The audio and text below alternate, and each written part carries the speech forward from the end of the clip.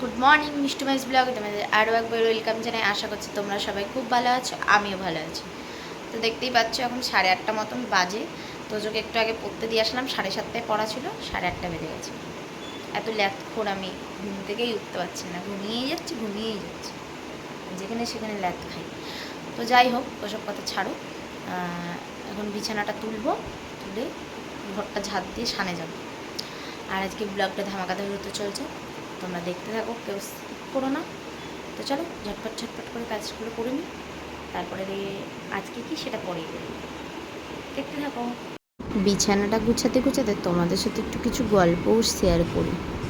জানো তো এখনও বরমশাই বাড়ি আসেনি, আস্তে আস্তে 21-22 তারিখ হয়ে যাবে।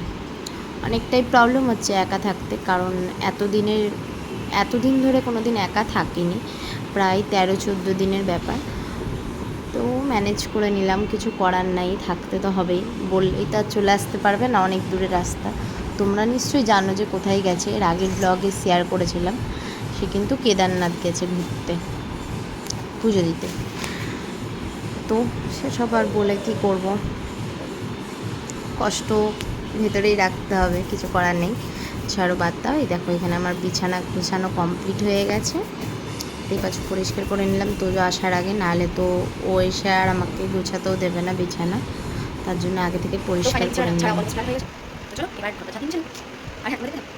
মোস্ট ডান হয়ে গেছে, সব কিছু কমপ্লিট, ঘর মোছা, বিছানা ঝাড়া। এবার যাব হচ্ছে চান করতে।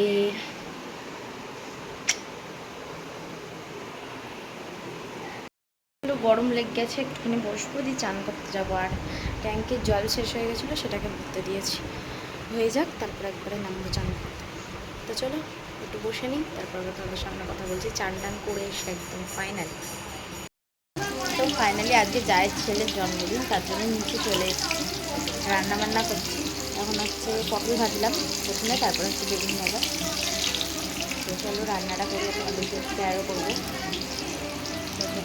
আগে ভেজে নিই, তারপর তোমাদের সাথে আবার কথা বলছি। এখন মাছ ভাজা চলছে, এখানে সব কাটাকুটি রাখা আছে।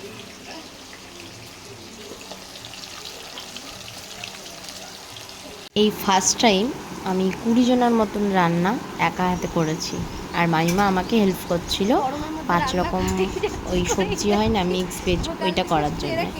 আর এখানে আমরা খুব হাসাহাসি করছিলাম, তার কারণ সকাল থেকে রেঁধেই যাচ্ছি। আর এখানে খাবারটা আমি সাজিয়ে দিয়েছি, আর এখানে খুব খিদে পেয়েছিল, তাই একটু সাবু ছিল, সাবুটাই খেলাম।